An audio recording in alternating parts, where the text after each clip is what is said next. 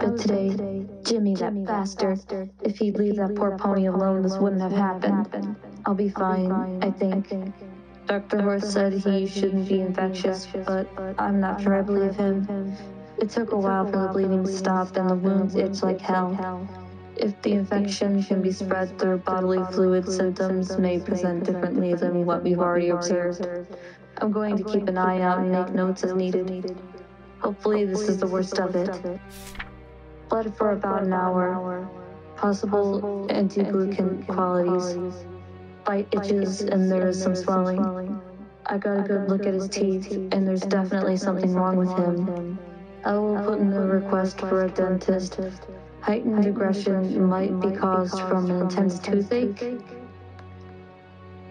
Pick up gauze, cortisol cream, carrots, sweet peppers. Pictured is Subject B, the day of the Wednesday incident, originally filed as an average workplace injury. Subject B was allowed to go home and return to the lab for the next couple of days, with the agreement that she would report any adverse symptoms she noticed on later reflection. The on-site supervisor overlooked the very present threat that Subject B may gain the same irrational paranoia observed in Subject. That would inhibit her ability to accurately assess and report her own symptoms. It's been about 3 days since the attack. It's been awful. My leg has been swelling nonstop and the itchiness is unbearable. At this rate, I'm going to have to steal steroids from the lab since my family doctor doesn't have an opening until next week. I cannot wait that long. I feel like I'm going to scratch my poof off. This sucks. I haven't reported anything to Dr. H or the sleuth because I just don't trust them. They still haven't fired Jimmy, saying they'd have to review the entire situation before coming to a decision. What is there to review? We all saw what happened. He's an active hostile presence in the lab. He is cultivating an unsafe work environment with his pranks and teasing. He sucks. They keep making excuses and talking about how short-staffed they are, that they'll get rid of him once they have a replacement. I don't care. Sack him and we'll survive. As if there aren't hundreds of ponies needing jobs at the moment. Jeez Louise.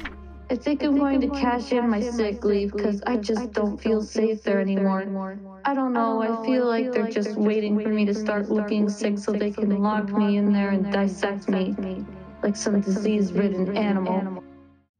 Subject B and her spouse Rocky took many photos throughout the first week after the initial incident, creating a clear timeline for how quickly the infection spreads throughout the bite victim's body. Expressed regret for not reaching out sooner, explaining how he didn't realize how bad it was until it was too late. Subject B had forbidden from seeking out assistance due to a belief that the lab would kill her and take their children away. This delusion gives credence to the theory that paranoia is a major symptom in the infection. It is hard to pinpoint exactly when this particular symptom started, but it became very prominent at least 3 to 5 days after exposure to the contagion.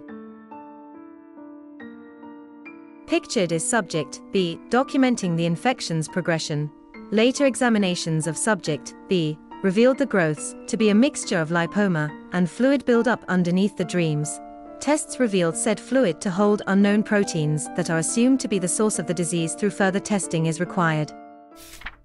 My leg is still swelling and I've got this awful fever. I'm so tired all the time. Rocky wants to take me to the ER. We can't take that risk. I know they're looking for me for an opening opportunity to take us away. They came to the door the other day. I had to hide the kids under the bed. They were there for hours, knocking. I don't know how Rocky didn't see them, but he said no one was there when he came home. The kids were so scared. I'm trying to find the gun so I can be prepared next time, but Rocky said he's not sure where it is. Is he hiding it from me? He wouldn't do that to me, would he?